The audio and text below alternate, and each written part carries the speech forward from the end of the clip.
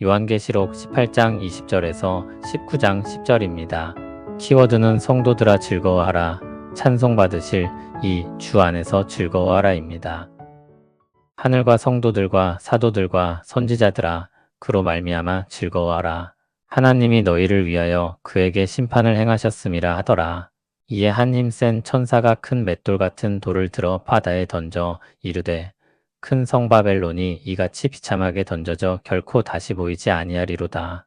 또 검은 고 타는 자와 풍류하는 자와 퉁소 부는 자와 나팔 부는 자들의 소리가 결코 다시 내 안에서 들리지 아니하고, 어떠한 세공업자든지 결코 다시 내 안에서 보이지 아니하고, 또 맷돌 소리가 결코 다시 내 안에서 들리지 아니하고, 등불빛이 결코 다시 내 안에서 비치지 아니하고, 신랑과 신부의 음성이 결코 다시 내 안에서 들리지 아니하리로다.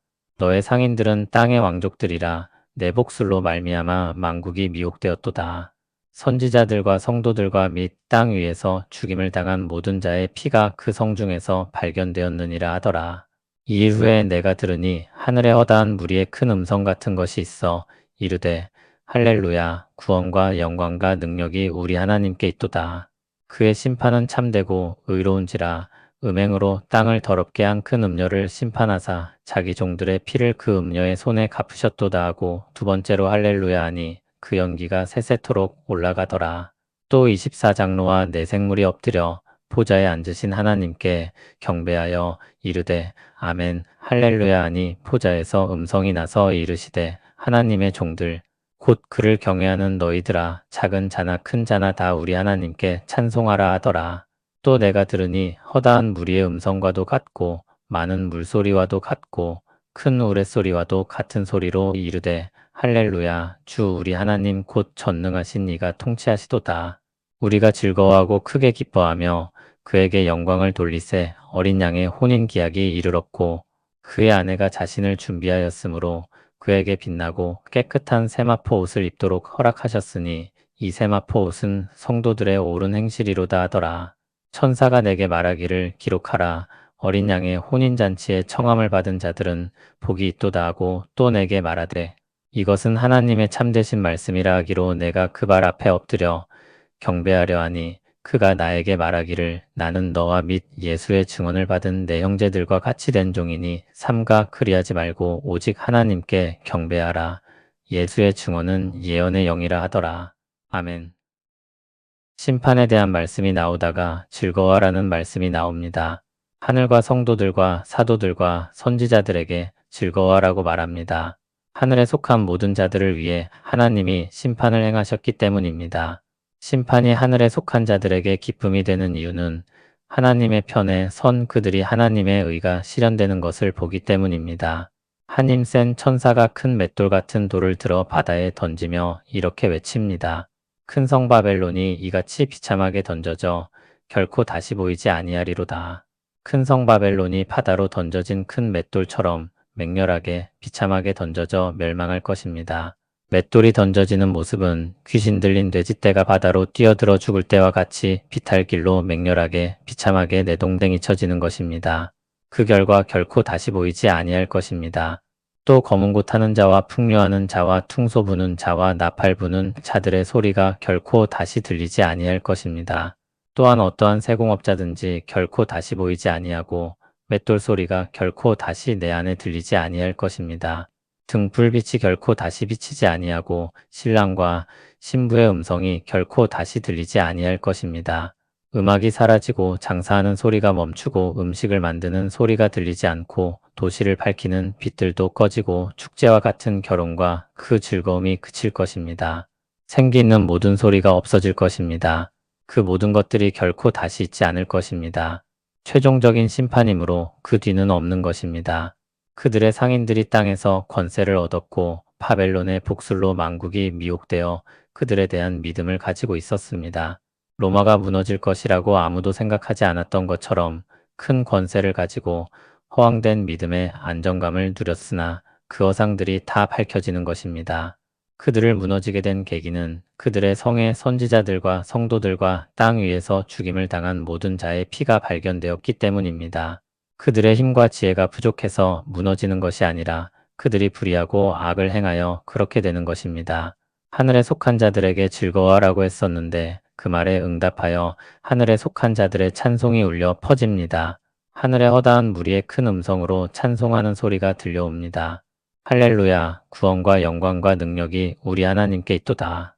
하나님의 심판은 참되고 의롭다고 노래하며 음행으로 땅을 더럽게 한 큰 음녀를 심판하셨으며 자기 종들의 피를 그 음녀의 손에 갚으셨다고 찬송합니다. 다시 한번 하늘의 무리가 할렐루야 찬송합니다. 바벨론의 불타는 연기가 계속해서 올라갑니다. 찬양이 계속해서 울려 퍼집니다. 24장로와 내생물이 엎드려 보좌에 앉으신 하나님께 경배하며 아멘 할렐루야 찬송합니다. 그러자 보좌에서 음성이 들립니다. 하나님의 종들 곧 그를 경외하는 너희들아 작은 자나 큰 자나 다 우리 하나님께 찬송하라.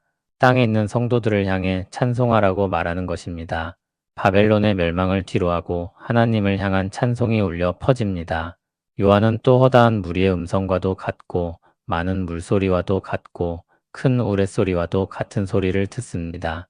할렐루야, 주 우리 하나님 곧 전능하신 이가 통치하시도다. 찬송하는 목소리입니다. 노래가 이어집니다. 우리가 즐거워하고 크게 기뻐하며 그에게 영광을 돌리세 어린 양의 혼인 기약이 이르렀고 그의 아내가 자신을 준비하였으므로 그에게 빛나고 깨끗한 세마포 옷을 입도록 허락하셨으니 이 세마포 옷은 성도들의 옳은 행실이로다. 어린 양이 혼인을 약속한 날이 이르렀고 그 아내는 준비되었습니다. 그 아내는 빛나고 깨끗한 세마포 옷을 입도록 허락된 성도들을 가리킵니다. 그 옷은 성도들의 옳은 행실이라고 했습니다. 사랑의 결실이며 친밀함의 절정인 결혼과 같이 어린 양이신 그리스도와 구원받은 성도들이 큰 기쁨으로 하나가 됩니다. 천사가 이렇게 말합니다. 기록하라 어린 양의 혼인잔치에 청함을 받은 자들은 복이 있도다. 이 축제와 같은 일들은 하나님의 참되신 말씀으로 반드시 이루어질 일입니다. 그러므로 그것을 기록하여 성도들로 하여금 소망을 가지게 하신 것입니다. 이러한 장면과 말에 압도된 요한은 복을 선언하는 천사의 발 아래 엎드려 그를 경배하려고 했습니다. 그러나 천사는 자신이 요한과 예수의 증언을 받은 그의 형제들과 같이 종에 불과하므로 그렇게 하지 말라고 만류합니다. 천사는 자신의 위치를 정확히 알고 있습니다.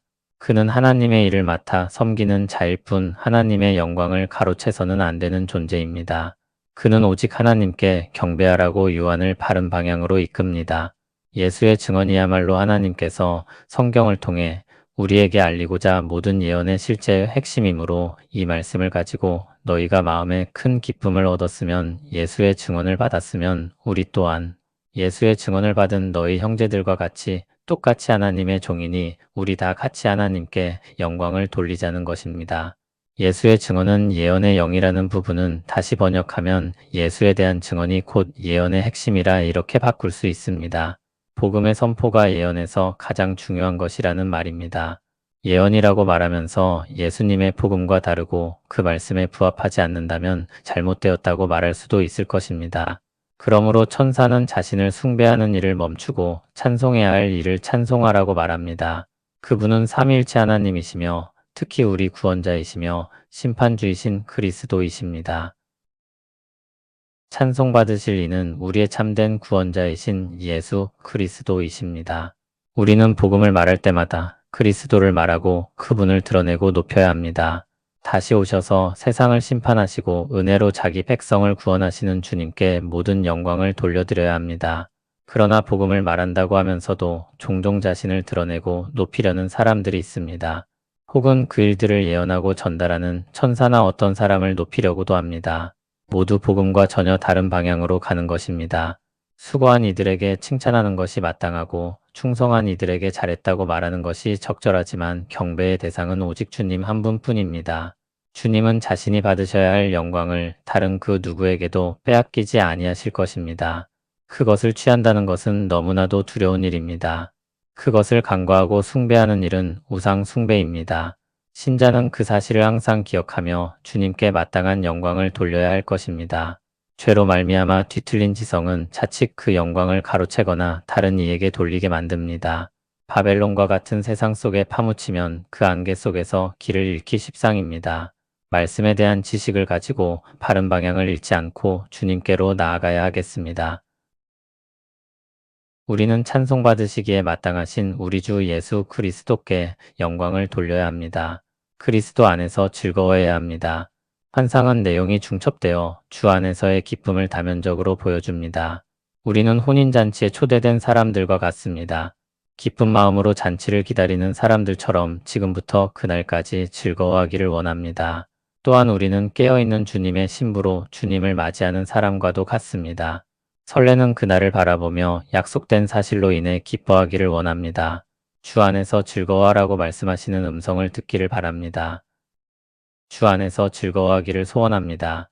죄악이 가득한 이 세상에서도 즐거워하기를 원합니다.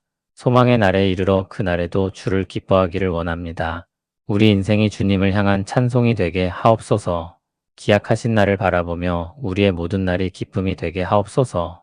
소망이 있는 자의 기쁨이 우리에게 있기를 원합니다. 이 세상 그 무엇보다 더 가슴 뛰는 즐거움이 되게 하옵소서. 오직 주님만이 마땅한 영광을 받으시옵소서. 예수님 이름으로 기도합니다. 아멘.